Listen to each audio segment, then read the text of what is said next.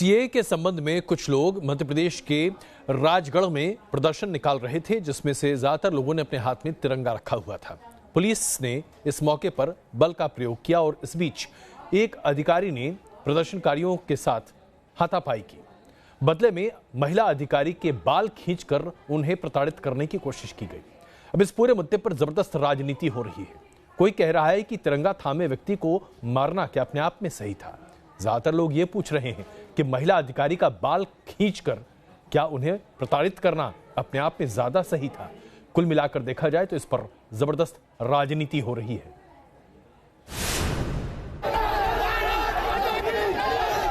Deputy collector के थप्पड़ पर मचा सियासी हंगामा।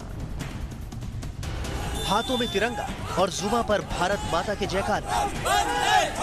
मध्य प्रदेश के राजगढ़ में बीजेपी कार्यकर्ताओं ने धारा 144 लागू होने के बावजूद नागरिकता संशोधन कानून के समर्थन में रैली निकाली थी। लेकिन इस रैली में राजगढ़ की डिप्टी कलेक्टर प्रिया वर्मा पहले तो कुछ प्रदर्शनकारियों को धकेलती नजर आई। फिर एक प्रदर्शनकारी को वो थप्पड़ जड़ती दिखी। सोशल मीडिया पर वीडियो वायरल होते ही कुछ लोग डिप्टी कलेक्टर की कार्रवाई को सही बता रहे हैं, तो कुछ इसका विरोध कर रहे हैं। बीजेपी डिप्टी कलेक्टर की ऐसी कार्रवाई को गुंडागर्दी बता रही है।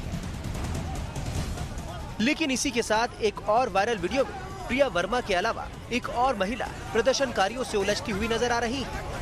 इस वीडियो को मध्य प्रदेश के पूर्व मुख्यमंत्री शिवराज सिंह चौहान ने शेयर किया। ये महिला राजगढ़ की कलेक्टर निधि निवेदिता है।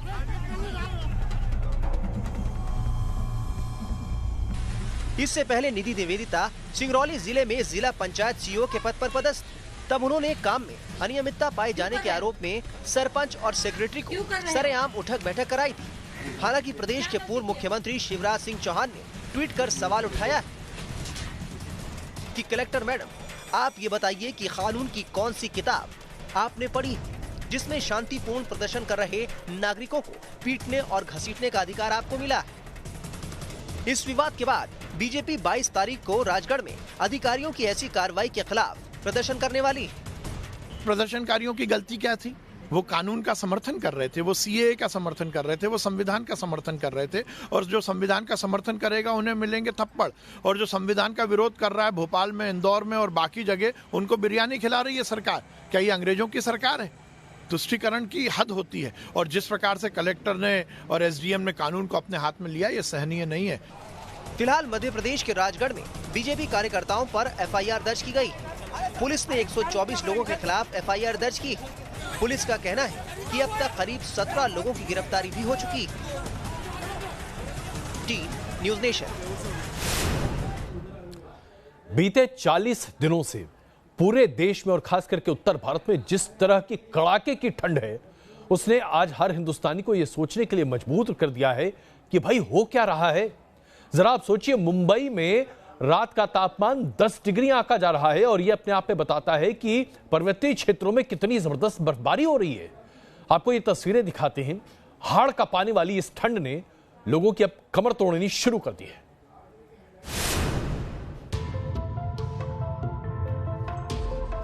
हिमाचल प्रदेश से लेकर जम्मू कश्मीर और उत्तराखंड के पहाड़ों पर बर्फ जमी हुई है। लगातार हो रही बर्फबारी के चलते पूरा इलाका बर्फमय हो गया है।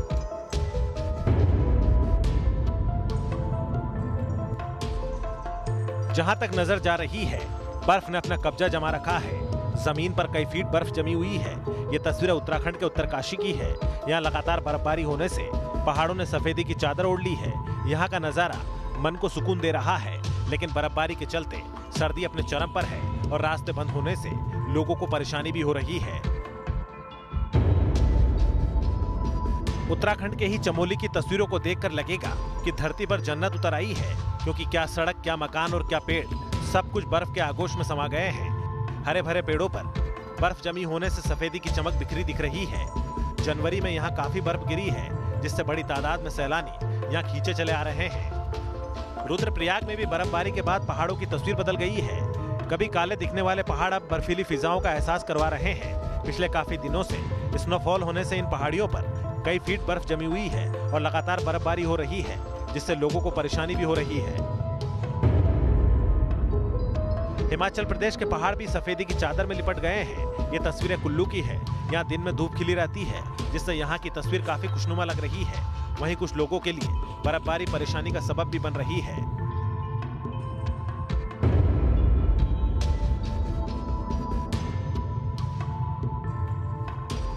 हिमाचल प्रदेश के तमाम इलाकों में बर्फबारी के बाद एक जैसे हालात हैं। ये तस्वीरें किन्नौर की हैं। यहाँ देख सकते हैं कि किस तरह से बर्फ ने सड़कों की हालत कर दी है। राहत इसलिए नहीं मिल रही है क्योंकि अब भी लगातार बर्फबारी हो रही है। हिमाचल के ही मंडी की पहाड़ियां बर्फ से ढक गई है। यहाँ की तस्वीर पर्यटकों को लुभा रही है, लेकिन बर्फीली हवाएं नस्तर सी चुभ रही है, जिससे सर्दी का प्रकोप झेलने को लोग मजबूर हैं।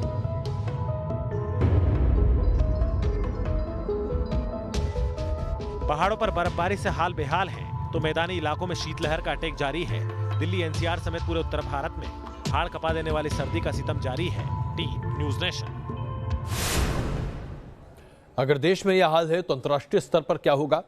कनाडा की तस्वीरें देखें आप, या फिर किसी और देश की तस्वीरें देखें, ऐसा लगता है जैसे कि इस बार प्रकृति ने बर्फ झोली भर भर कर सभी देशों को दिया है। दुनिया के कई हिस्सों में इन दिनों बर्फबारी हो रही है। कहीं बर्फबारी का लोग लुत्फ उठा रहे हैं, तो कहीं बर्फबारी से जिंदगी बेहाल हो गई है। जिन तस्वीरों को आप अपने टीवी स्क्रीन पर देख रहे हैं, वो कनाडा के अटलांटिक कोस्ट की है। यहाँ इन दिनों भीषण बर्फबारी हो रही है। यहाँ मौजूद हर चीज को बर्फ ने अपनी आगोश में ले लिया है। बर्फबारी की वजह से लोगों को घर से निकलना मुश्किल हो गया है। सड़कों पर 2 फीट बर्फ की मोटी परत जमी हुई है। सड़कों पर जमी बर्फ को हटाने के लिए कर्मचारियों को कड़ी मशक्कत करनी पड़ रही है। तो शहर में तेज हवाओं के चलते बिजली आपूर्ति भी बाधित है। कनाडा के मौसम विभाग के मुताबिक बर्फीली हवाओं की रफ्तार 120 किलोमीटर प्रति घंटा तक हो गई है। भीषण बर्फबारी के चलते कनाडा के कुछ इलाकों में आपातकाल की घोषणा कर दी गई। बर्फबारी के चलते प्रशासन ने स्कूल, कॉलेज और दफ्तरों को बंद करने का आदेश दे दिया। बर्फबारी के चलते हालत यह है, जीन्स किसी लकड़ी की तरह कठोर हो गई है। कनाडा में होने वाले पेंगुइन शो को कैंसिल कर दिया गया है। लोगों से उनके पेट्स को घर में ही रखने की नसीहत दी गई है। कनाडा के पीएम जस्टिन ट्रूडो ने ट्वीट कर लोगों से सुरक्षित रहने की अपील की है। साथ ही कहा है कि सरकार इस समस्या से निपटने के लिए कोशिश कर रही है।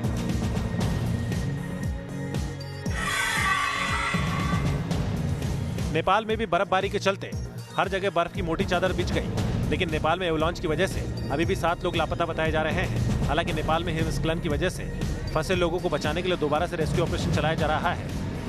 शुक्रवार को एक घटना काठमांडू के नॉर्थ वेस्ट में 150 किलोमीटर दूर अन्नपूर्णा क्षेत्र में 10,600 फीट की ऊंचाई पर हुई थी। रेस्क्यू टीम में नेपाल मॉनिटरिंग एसोसिएशन और नेपाल आर्मी के जवान शामिल हैं। Team news nation. एक तरफ बर्फ ने पूरी दुनिया भर में हाहाकार मचा रखा है, तो दूसरी तरफ प्रचंड गर्मी की वजह से ऑस्ट्रेलिया में आग थमने का नाम नहीं ले रही। जंगल के जंगल स्वाहा हो चुके हैं और उसके बाद अब ऑस्ट्रेलिया में जबरदस्त बर्फबारी हो रही है। ये जो आप तस्वीरें देख रहे हैं, ये ओलावृष्टि की तस्वीरें हैं। गोल्फ बॉल की आकार की ओला वृष्टि हुई है ऑस्ट्रेलिया के कई जगहों पर, जिसे देखकर ऐसा लगा जैसे कि ऑस्ट्रेलिया में अचानक से धधकती आग के बीच बर्फ गिरने लगी। लेकिन दरअसल ये बर्फ नहीं है, ये ओलावृष्टि है जो बड़े पैमाने पर ऑस्ट्रेलिया पर हो रही है। इस ओलावृष्टि की वजह से बहुत बड़े पैमाने पर गाड़ियां नष्ट हो गई, कई घर भी स्वाहा और ध्वस्त हो गए।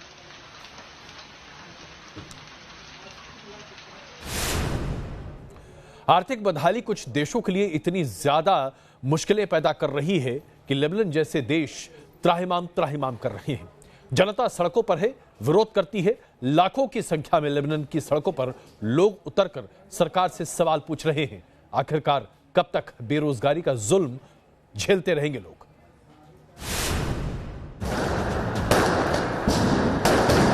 लेबनान की राजधानी बेरूत की सड़कों पर संग्राम छिड़ा हुआ है।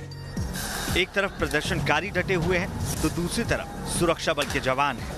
पत्थरबाजी, आगजनी और बोतलों को प्रदर्शनकारी अपना हथियार बना रहे हैं। प्रदर्शनकारियों ने देश के बड़े बड़े राजमार्गों को बंद कर दिया है। उधर सुरक्षा बल के जवान प्रदर्शनकारियों को तितर बितर करने के लिए पानी की बौछार कर रहे हैं। तो पुलिस रबर की गोलियां और आंसू गैस के गोले का भी इस्तेमाल कर रही है। इससे पहले शहर भर में मार्च निकाले गए, लेकिन संसद के सामने प्रदर्शनकारियों ने वहां सुरक्षा में तैनात पुलिसकर्मियों पर पथराव किया और बड़े बड़े गमले फेंके। बेरूत समेत लेबनान के कई शहरों में प्रदर्शन हिंसक होने लगे हैं। इसकी वजह से अब तक 300 से ज्यादा प्रदर्शनकारी गंभीर रूप से जख्मी हो चुके हैं, तो विरोध प्रदर्शनों के दरमियान हुई हिंसा से कम 52 सुरक्षा कर्मियों के घायल होने की भी खबर है। मध्य बेरूत के एक चौराहे पर शनिवार शाम को प्रदर्शनकारियों के तंबुओं में आग फैल गई। इससे भी माहौल काफी तनावपूर्ण हो चुका है।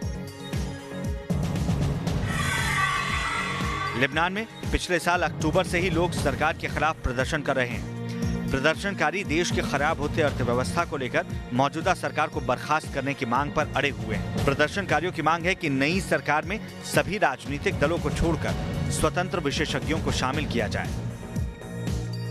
इस बीच लेबनान के राष्ट्रपति माइकल आउन ने कहा है कि प्रतिबंधों और वित्तीय नाकेबंदी की वजह से देश गंभीर आर्थिक संकट का सामना कर रहा है, लेकिन प्रदर्शनकारियों का कहना है कि वो देश में सरकार की पुरानी व्यवस्था को समाप्त कर देना चाहते हैं और एक ऐसी सरकार चाहते हैं जो देश के गहराते आर्थिक संकट और नकदी के संकट को दूर कर सके। T news nation.